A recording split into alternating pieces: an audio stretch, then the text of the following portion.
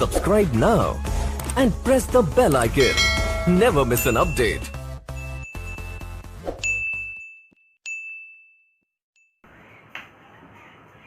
Friends, आज हम लोग पढ़ेंगे आय का चक्रीय प्रभाव यानी कि साइकिल। आज का जो टॉपिक है हमारा इकोनॉमिक्स का वो है आय का चक्रीय प्रवाह यानी cycle flow of income. Cycle flow of income. आज हम लोग एक साइकिल के माध्यम से ये चीज़ समझने की कोशिश करेंगे कि आय और बचत इन दोनों में हमारा क्या रिलेशन है। आखिर ये पूरा अर्थव्यवस्था है, बिना इनकम से तो चलेगा नहीं। तो पूरे अर्थव्यवस्था को समझने के लिए ये जो हमारा साइकिल है, जो फ्लो होगा, उस चीज़ को हम लोग को समझना होगा। तो सबसे पहले हम लोग एक टर्म को समझ लेते हैं, उसके बाद फिर हम लोग ये फ्लो साइकिल समझते हैं। एक टर्म होता है कारक सेवा।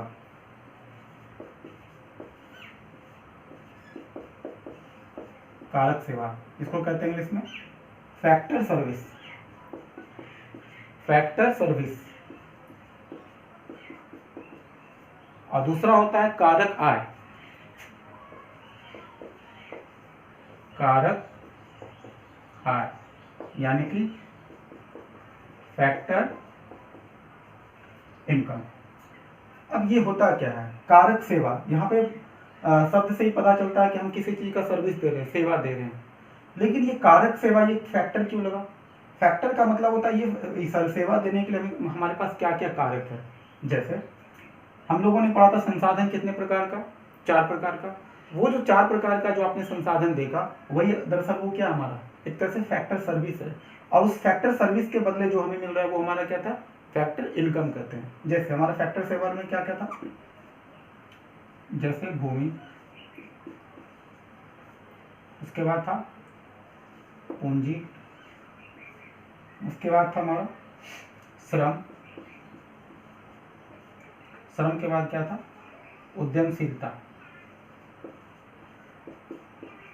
उद्यमशीलता यानी कि लैंड, कैपिटल, लेबर और एंटरप्रेन्योरशिप। अब ये चारों हमारा क्या है? ये चारों हमारा कारक सेवा है। और इस सेवा के बदले हमें जो मिलेगा इनकम, उसको कहते हैं फैक्टर इनकम। कारक का मतलब होती है फैक्टर। इसी 4 फैक्टर के वजह से हमारा इनकम जनरेट होता है और उसी 4 इनकम के फैक्टर को कहेंगे फैक्टर इनकम। अब ये कौन कौन सा इनकम होगा? देखो, भूमि के बदले हमें क्या मिलेगा? लगान यानी रेंट। आप रेंट कह लो सबसे अच्छा। भूमि के बदले हमें क्या मिलने वाला है? लगान। दूसरा पूंजी। पूंजी के बदले हमें क्या मिलेगा? हमें ब्याज मिलता है, इंटरेस्ट। अगर हम पूंजी लगाते हैं तो पूंजी के बदले हमें क्या मिलता है? ब्याज मिलता है। श्रम यानी कि लेबर। तो श्रम के बदले हमें क्या मिलता है? मजदूरी। मजदूरी आप कह सकते हो, या फिर सबसे अच्छा श्रम के बदले मजदूरी, या पेमेंट आप कह लो, पेमेंट मिलता है हमको। सैलरी कह लो, सबसे अच्छा सैलरी मिलता है। और उद्यमशीलता, जो उद्यमी होते हैं वो क्या करते हैं? वो लाभ कमाते हैं यानी प्रॉफिट। उनको क्या चाहिए होता है? प्रॉफिट। तो फैक्टर सर्विस हमारा हो जाता है भूमि, पूंजी, श्रम और उद्यमशीलता। और इसी चारों के बदले हमें क्या मिलता है? किराया मिलता है। यानी कि भूमि के बदले हमें रेंट मिलता है, पूंजी के बदले हमें इंटरेस्ट मिलता है, ब्याज मिलता है, और श्रम के बदले हमें क्या मिलता है? सैलरी मिलता है। और उद्यमशीलता के बदले हमें क्या मिलता है? हमें प्रॉफिट मिलता है। तो ये हमारा था कारक सेवा और ये हमारा था कारक आय। इसी चीज का हम लोग यूज करेंगे। हम लोग ये जो आय का जो चक्रीय प्रवाह है, फ्लो साइकिल, इसका हम यूज करने वाले हैं वहां पे। तो इस चीज को हम लोग थोड़ा सा ढंग से समझते हैं। अच्छा, एक चीज और समझते हैं। ये जो हमारा है, ये जो चारों आप देख रहे हो, रेंट, इंटरेस्ट, सैलरी और प्रॉफिट होता है, इसको आप कहते हो अर्जित आय। इसको क्या कहते हैं हम लोग? अर्जित आय। यानी अर्जित सेवा के बदले जो आय मिला, जो इनकम मिला, उसको बोलते हैं अर्जित आय। यानी ये इसको हम प्राप्त करते हैं, अपने मेहनत से प्राप्त करते हैं। लेकिन एक होता है अनार्जित आय। अनार्जित आय किसको कहते हैं? यानी जिस आय को प्राप्त करने के लिए हमें कोई मेहनत ना करना पड़े। जैसे एग्जाम्पल के तौर पे समझते हैं, जैसे कोई सरकार जब किसी को सब्सिडी देती है, किसी कंपनी को सब्सिडी देती है, तो सब्सिडरी हमारा क्या है, एक प्रकार का क्या है, सब्सिडी हमारा एक प्रकार का क्या है, अनर्जित आय है। सब्सिडी हो गया, या फिर डीबीटी के माध्यम से जो वृद्धा पेंशन मिलता है, तो वृद्धा पेंशन हो गया, या फिर सरकार कई प्रकार की योजनाएं भी चलाती है जन कल्याण के लिए, उन सबको हम क्या कहते हैं, अनर्जित आय। जैसे अभी तक क्या क्या समझे, अनर्जित आय में क्या होगा, अनर्जित आय।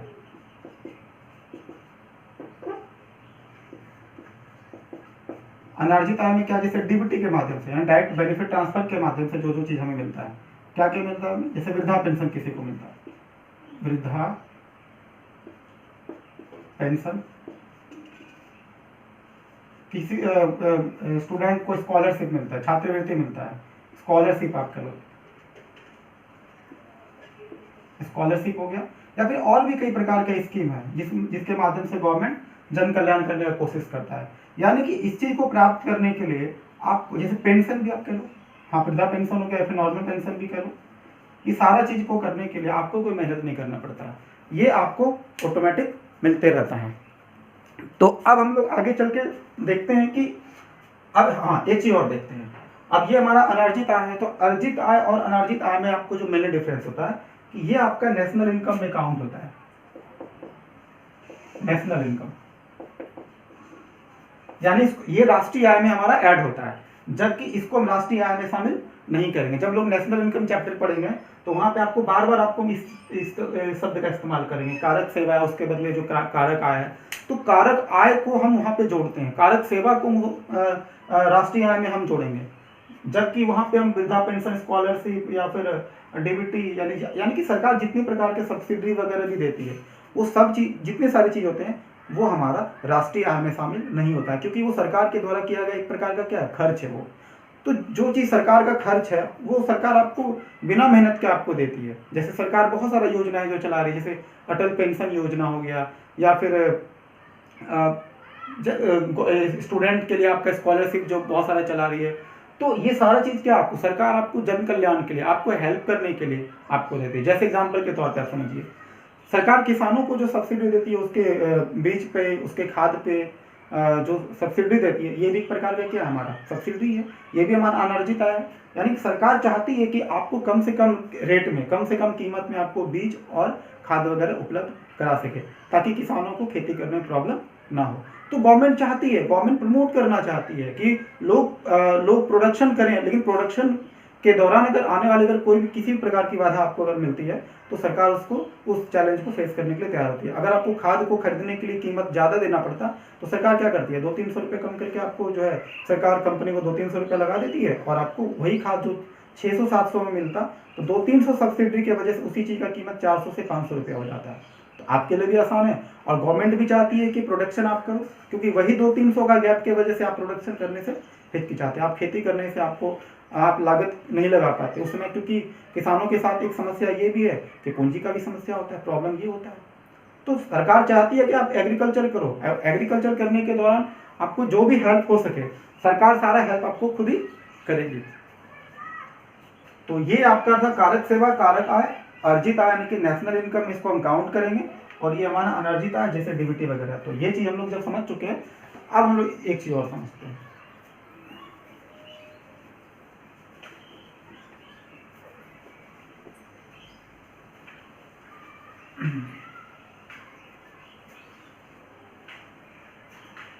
अब हम लोग बनाते हैं इसका चक्री प्रवाह।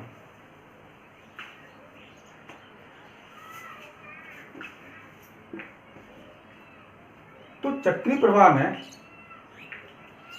जैसे एक देख लीजिए आप है उत्पादन क्षेत्र, जो प्रोडक्शन करेगी।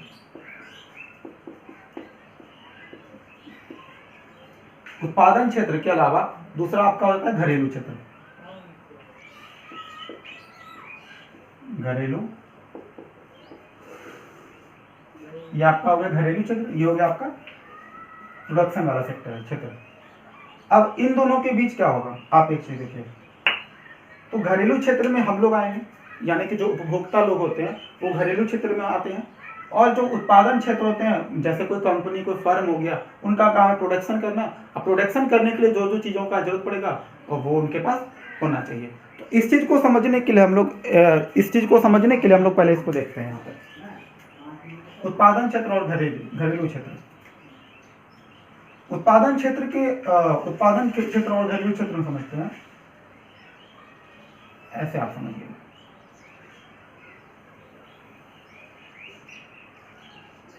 जैसे आप घरेलू क्षेत्र को आप क्या देते हो, कारक सेवा देते हो,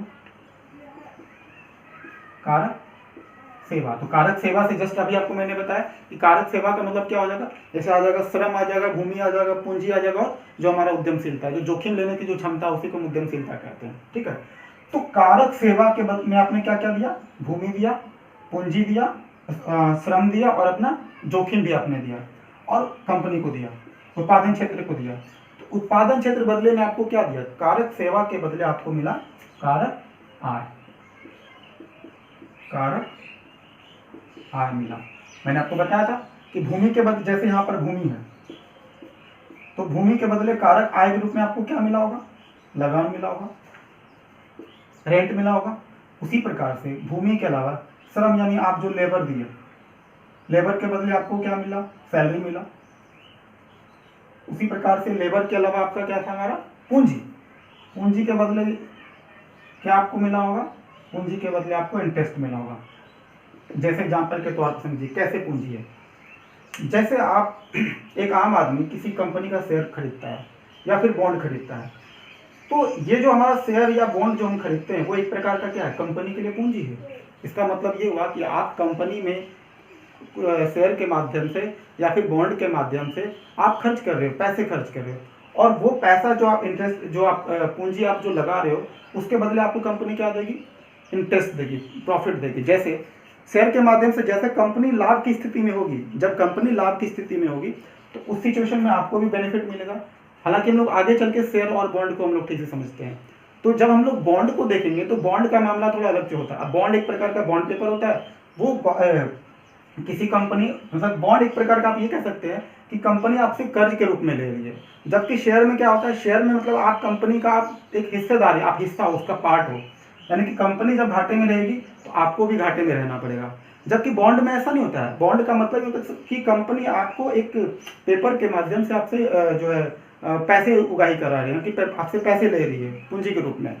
तो अगर कंपनी बेनिफिट में हो, लॉस में, उससे कोई मतलब नहीं है। बॉन्ड में क्या होता है कि आपको पैसा रिटर्न, कंपनी जो प्रॉमिस की थी बॉन्ड में, वो आपका पैसा रिटर्न होगा, जबकि शेयर में ऐसा नहीं होता है। तो चाहे वो शेयर हो या फिर बॉन्ड हो, दोनों के माध्यम से हम लोग क्या देखते हैं, शेयर या बॉन्ड दोनों के ही माध्यम से फाइनली हमें कंपनी को क्या मिलता है, कंपनी को एक पूंजी मिलता है, कंपनी को आप पैसा दे रहे हो। कंपनी को कई बार कंपनी क्या करती है कि हजारों लाखों करोड़ों के शेयर में, मतलब वो पैसे अब जमा, मार्केट से पैसा जमा करने के लिए जो है ऐसा करती है। जैसे हाल फिलहाल आप देख लो जियो के शेयर देखे आप, जियो का शेयर कितना सारा बिका है।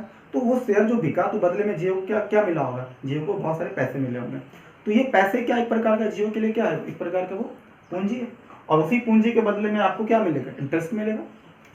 और पूंजी के अलावा क्या, एंटरप्रेन्योरशिप, उद्यमशीलता, एंटरप्रेन्योरशिप, और उसके बदले आपको क्या मिलेगा, प्रॉफिट मिलेगा। अगर आप शेयर खरीदने का रिस्क लोगे तो आपको लाभ मिलेगा। तो ये उत्पादन क्षेत्र और घरेलू क्षेत्र के बीच का ये मामला था। अच्छा, एक चीज और देखो, ये तो एक तरफ का था मामला, अब दूसरे तरफ का देखते हैं हम लोग। उत्पादन क्षेत्र जो प्रोडक्शन करती है, ये प्रोडक्शन क्या चीज का करेगा, या तो वस्तु का करेगा या फिर सेवा का करेगा। तो जिस चीज का ये प्रोडक्शन करेगा, वस्तु या सेवा का जो प्रोडक्शन हो रहा है, तो ये आपको क्या दे रहा है, वस्तु या सेवा दे रहा है। आप उसे कंपनी वाले से वस्तु या सेवा खरीदते हो, तो बदले में आप उसको क्या दोगे, अपना खर्च करोगे। यानी आप अपना क्या करोगे, यहाँ पे आप यहाँ पे इसका खर्च करोगे, यानी आप व्यय करोगे। एक तरफ से खर्च करो, यानी क्या खर्च कर रहे हो। तो ये चीज समझ में आ गया होगा आप लोगों को, उत्पादन क्षेत्र और घरेलू क्षेत्र के बीच जो है अर्थव्यवस्था का चक्र कैसे चलता है। तो कैसे चक्र चल रहा है, यहाँ पर घरेलू क्षेत्र से कंपनी को, यानी कि उत्पादन क्षेत्र को कारक सेवा मिलता है, और कारक सेवा के बदले घरेलू क्षेत्र को क्या मिलता है, कारक आय मिलता है। और उसी प्रकार से जब उत्पादन क्षेत्र वस्तु या सेवा का उत्पादन करेगा, तो वस्तु या सेवा का उत्पाद, जैसे आप उपभोग करोगे, तो उपभोग के बदले आपका क्या होगा, व्यय होगा, आप खर्चा करोगे। यानी इसी कंपनी से जो आप सैलरी पा रहे थे, उसी सैलरी को खर्च कर रहे हो कहाँ पर, इसी कंपनी पर आप कर रहे हो। यानी कि मान लो आप 1000 रुपये इनकम आप जनरेट कर रहे थे, अपना 1000 रुपये आपका मान लो सैलरी है, तो आप सैलरी में क्या करोगे, खर्च भी करोगे। तो ये जो खर्च करोगे, आपका जो निजी जो जीवन का जो आपका हिस्सा है, जैसे आप आपके खाने पीने का सामान से लेकर के रहने का हर चीज़ जो आप खर्च करते हो अपने रियल लाइफ में, नॉर्मल लाइफ में, तो उस लाइफ में चूंकि आप जो खर्च करते हो वो भी खर्च क्या कर रहे हो, उस प्रोडक्शन वाले सेक्टर पे ही कर रहे हो। अगर आप सर्फ या शैम्पू का यूज़ करते हो तो आपकी उस समय भी किसी कंपनी को फ़ायदा पहुंचा रहे हो, और उसी कंपनी में सैलरी एम्प्लॉय भी काम करते हैं, तो उनको सैलरी मिलता है, फिर वही सैलरी वहाँ खर्च करते हो। जैसे रेलवे का आप एग्जाम्पल हो, तो रेलवे में कई सारे वर्कर्स काम करते हैं, रेलवे उनको सैलरी देती है, और सैलरी जब हम लोग को ले आते हैं फिर उस सैलरी को फिर क्या करते हैं, जैसे कभी रेलवे के दौरान हमें सफ़र करना होता है, फिर उसी सैलरी वही सैलरी हम रेलवे का टिकट भी खरीद लेते हैं। इसी तरह से हर एक सेक्टर में ऐसा होता है। तो ये था हमारा दो सेक्टर, आप ये कह सकते हैं ये द्विचक्री प्रभाव आप कह सकते हो एक प्रकार का, यहाँ पे उत्पादन क्षेत्र और घरेलू क्षेत्र में है। इसी के बीच में हम क्या कर सकते हैं, फाइनेंशियल सिस्टम को भी इंक्लूड कर सकते हैं। अब हम लोग धीरे धीरे सारी चीज़ों को इंक्लूड करेंगे। वित्तीय सेवा, कोई वित्तीय सिस्टम हो सकता है, जैसे बैंक हो सकता है, एनबीएफसी हो सकता है। ये क्या करता है, ये इनका काम अर्थव्यवस्था में क्या, हम लोग ये समझने का कोशिश करते हैं। बैंक या एनबीएफसी, जितना एनबीएफसी मैं आपको बताऊंगा आगे चल के कि क्या होता है। तो अब ये क्या करेगा, जैसे उत्पादन क्षेत्र, अब इन दोनों के बीच क्या रिलेशन होगा, ये उत्पादन क्षेत्र क्या करता होगा, बैंकों से ऋण लेती होगी, यानी लोन, और ऋण के बाद उसके बाद फिर ये बचत भी करता होगा, यानी कि इसके पास अगर कोई प्रॉफिट अगर कमाएगा तो वो क्या करेगा, बैंक में जमा भी करता होगा, यानी ये ऋण भी लेता होगा और ये बचत भी जमा करता होगा। तो फाइनेंशियल सिस्टम में किसी बैंक का तो यही काम होता है, या तो वो जमा लेगा या तो वो क्या करेगा, उधार देगा। तो जब ये जमा कब लेगा, जब इसके पास प्रॉफिट होगा तो अपना प्रॉफिट कहाँ करेगा, फाइनेंशियल सिस्टम इनकी बचत के, जो इसका बचत होगा यही इसके पास चला जाएगा, तो इसके पास वो जमा हो गया, और फिर जब जरूरत पड़ेगा तो ये फिर ऋण के रूप में भी ले सकता है। इसी प्रकार से घरेलू क्षेत्र को भी देता है, जैसे कभी हमें भी लोन का जरूरत पड़ता है तो हम ऋण लेते हैं, और फिर जब अपना बचत हम लोग सेविंग के माध्यम से हम लोग बचत भी करते हैं। तो ये हमारा फाइनेंशियल सिस्टम के माध्यम से था। अब हम लोग इंक्लूड करते हैं गवर्नमेंट क्या करती है इसमें, यानी सरकार। अब सरकार का उत्पादन क्षेत्र के बीच क्या कनेक्शन होगा, अब उत्पादन क्षेत्र को जो भी वस्तु या सेवा का उत्पादन करता होगा सरकार को भी मुहैया कराती होगी, और बदले में सरकार क्या देती होगी, सरकार का अपना खर्च होता होगा। अच्छा, सरकार एक चीज और करता होगा, सरकार कभी कभी इनको सब्सिडी का भी लाभ पहुंचाता है। सरकार क्या करता है, कभी कभी इन लोगों को सब्सिडी का भी लाभ पहुंचाता है, यानी सरकार इनको कभी कभी सब्सिडी भी देती है भाई, सब्सिडी कंपनी कई प्रकार की सब्सिडी मिलती है, ताकि कंपनी को उस चीज को प्रोडक्शन करने में ज्यादा खर्च ना पड़े। और सब्सिडी देती है तो एक तरफ सरकार इसको सब्सिडी भी देती है, तो फिर ये सरकार को अपना टैक्स भी चुकाते हैं, प्रोडक्शन टैक्स, जो भी ये प्रोडक्शन करेगी, जो भी इनकम होगा तो इनकम टैक्स, ये कई प्रकार के सरकार को कर भी चुकाती है। तो देख रहे हैं सरकार और उत्पादन क्षेत्र के बीच क्या कनेक्शन है। उसी प्रकार से अगर हम घरेलू क्षेत्र की बात करें तो घरेलू क्षेत्र के बीच भी ऐसा ही कुछ कनेक्शन होगा। सरकार कई प्रकार का हमको सेवा देती है,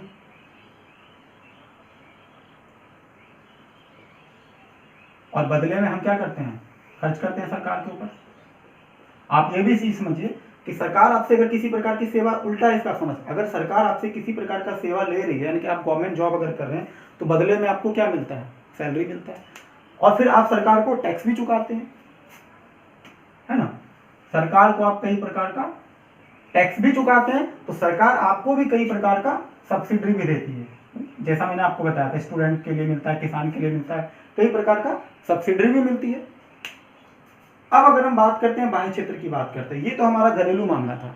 अगर हम इसी चक्र को जब हम बाह्य चक्र से जोड़ते हैं, बाह्य क्षेत्र, बाह्य क्षेत्र का मतलब आप एक तो समझिए इंपोर्ट और एक्सपोर्ट, यानी कि आयात और निर्यात।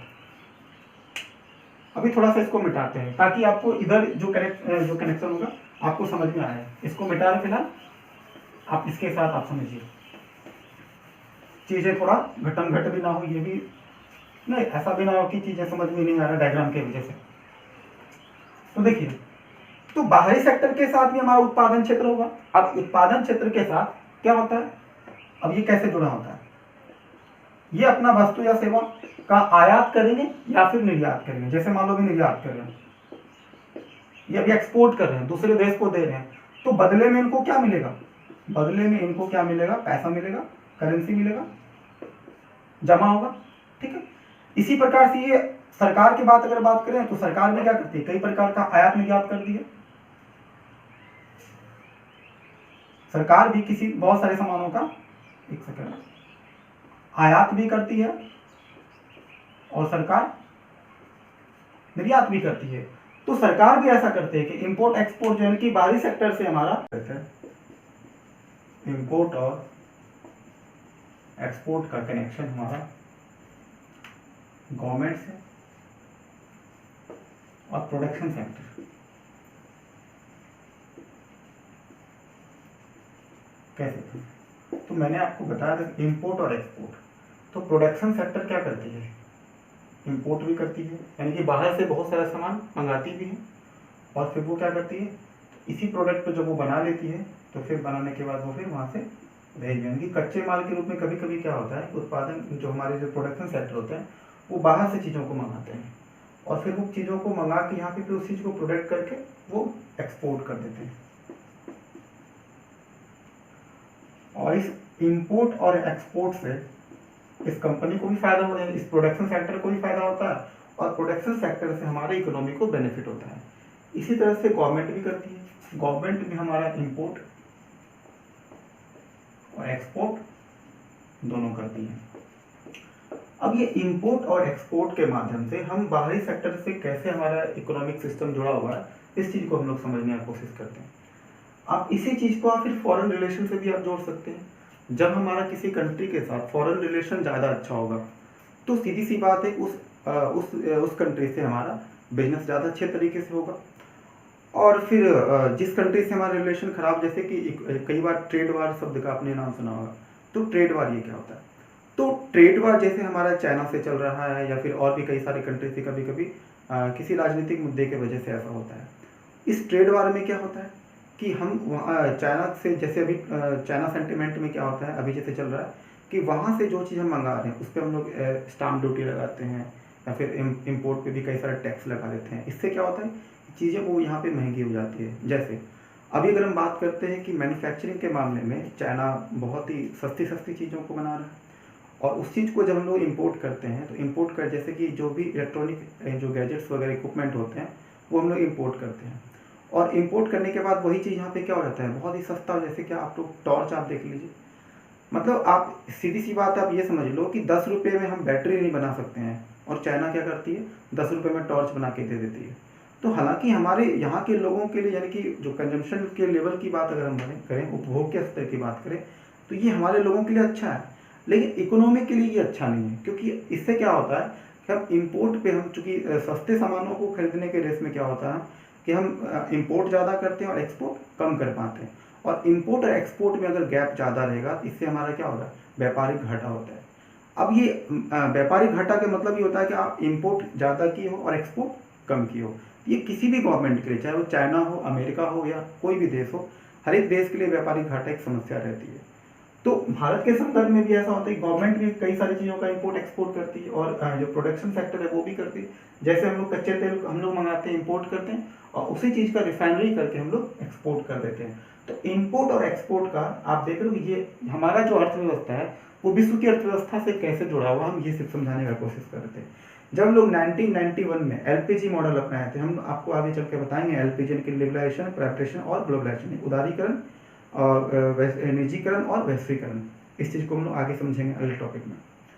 तो ये चीज़ 1991 के बाद जब हम लोग एलपीजी मॉडल अपनाए तो एलपीजी मॉडल अपनाने के बाद हमारा जो अर्थव्यवस्था है, यानी कि हमारा जो इकोनॉमी है, कई सारे कंट्री के साथ जुड़ गया, यानी इंपोर्ट और एक्सपोर्ट के माध्यम से हमारा क्या हो गया, जुड़ते चला गया और इससे हमारा अर्थव्यवस्था क्या हो गया और बेहतर होते चला गया।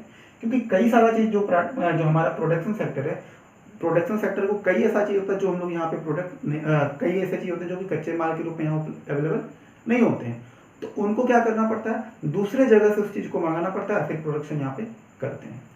तो उसी तरह से गवर्नमेंट भी कई सारे, जैसे भी राफेल जो मंगाया गया, तो राफेल भी हमारा क्या एक प्रकार से इंपोर्ट है, सरकार उस पर भी खर्च करती है और फिर कई प्रकार का चीज़ हम लोग एक्सपोर्ट भी करते हैं। जैसे छोटे छोटे देश को हम लोग अपना जो इक्विपमेंट वगैरह होता है, जैसे नेपाल, श्रीलंका वगैरह को हम लोग भी देते हैं, भूटान को भी हम लोग देते हैं। तो इस तरह से हमारा जो अर्थव्यवस्था है, चाहे गवर्नमेंट के लेवल की बात करें, हम प्रोडक्शन सेक्टर की बात करें, और एक इंडिविजुअल भी, कोई व्यक्ति किसी बाहर से भी इंपोर्ट एक्सपोर्ट कर सकता है। तो ये हमारा अर्थव्यवस्था का एक चक्रीय प्रवाह का ये हमारा जो टॉपिक था, ये आज हम लोगों का फिनिश हो गया। इस तरह से जो ये बेसिक जो था हमारा इकोनॉमिक्स का, जो ये लगभग ये 4 या 5 क्लास जो हो चुकी है, तो आज यहाँ पर जाके ये फिनिश होता है। आने वाले जो नेक्स्ट टॉपिक हमारा होगा वो होगा फाइनेंशियल सेक्टर, फाइनेंशियल सेक्टर। हम लोग इस टॉपिक को अगले क्लास में देखेंगे, और उम्मीद करते हैं फ्रेंड कि जो हमारा अभी तक का जो सफ़र रहा, जो हमारा वीडियो का जो 4 या 5 वीडियो का जो रहा, आपको शुरुआत में थोड़ा सा अभी दिक्कत हो रहा होगा, क्योंकि हमें भी थोड़ा भी कैमरा को फेस करने में थोड़ा प्रॉब्लम हो रहा है, क्योंकि बिना स्टूडेंट के पढ़ाना बहुत ही टिपिकल काम होता है। तो हम चाहेंगे कि आप मेरी छोटी मोटी जो कमी है, जो उस चीज़ को आप थोड़ा बहुत अभी इग्नोर करके चलेंगे। हम फिर भी कोशिश करते हैं कि आपको वीडियो समझाने का जो तरीका है वो थोड़ा और बेहतर करने का हम प्रयास करें, चीज़ों को और हम बारीक से समझाना चाहते हैं। हम चाहते हैं कि इकोनॉमिक्स को आप केवल समझो नहीं, इकोनॉमिक्स आपके जो है ना ब्लड में आ जाना चाहिए। इकोनॉमिक्स वो चीज़ होता है कि जब आप इस चीज़ को समझने लगते हो तो इतना मज़ा आपको आएगा कि फिर आपको लगेगा जैसे कि हम इकोनॉमिक्स ही ज़्यादा हम पढ़ें। एग्जाम में भी जब क्वेश्चन आएंगे तो आपको लगेगा जैसे इकोनॉमिक के क्वेश्चन सबसे पहले फिल्टर करें और उसको फटाफट हम बना लें। तो हमारा इकोनॉमिक्स का वो लेवल होना चाहिए। अभी चूंकि हम लोग फर्स्ट स्टेज में समझाने का भी हम कोशिश कर रहे हैं, और बेहतर तरीके से हम चीज़ों को आने वाले लेक्चर में आपको और अच्छे से कोशिश करेंगे आपको चीज़ों को देने की। तो जब हम फाइनेंशियल सेक्टर पढ़ेंगे तो हम आपको और अच्छे तरीके से हम चीज़ों को समझाने का कोशिश करेंगे। तो जो भी स्टूडेंट अभी नए स्टूडेंट हैं, उन्होंने अगर जैसे मेरा पिछले वीडियो अगर नहीं देखा है तो आप बेसिक से स्टार्टिंग से हम चाहेंगे कि आप शुरुआत से उस वीडियो को देखें, ताकि जब हम फाइनेंशियल सेक्टर फिर बैंकिंग वगैरह जब हम लोग जाएंगे तो फिर वहाँ पे आपको चीज़ों को समझना थोड़ा ईजी हो जाएगा। तो उम्मीद करते हैं फ्रेंड कि आपको हमारा ये वीडियो पसंद आ रहा होगा। अगर आपको मेरा वीडियो पसंद आ रहा होगा, चैनल को लाइक कर दें, सब्सक्राइब कर दें, और नोटिफिकेशन के लिए आपको जो है ऑल पे आप अगर क्लिक करेंगे तो आपको टाइम टू टाइम नोटिफिकेशन मिलते रहेगा। तो फ्रेंड्स, आज का वीडियो हम लोग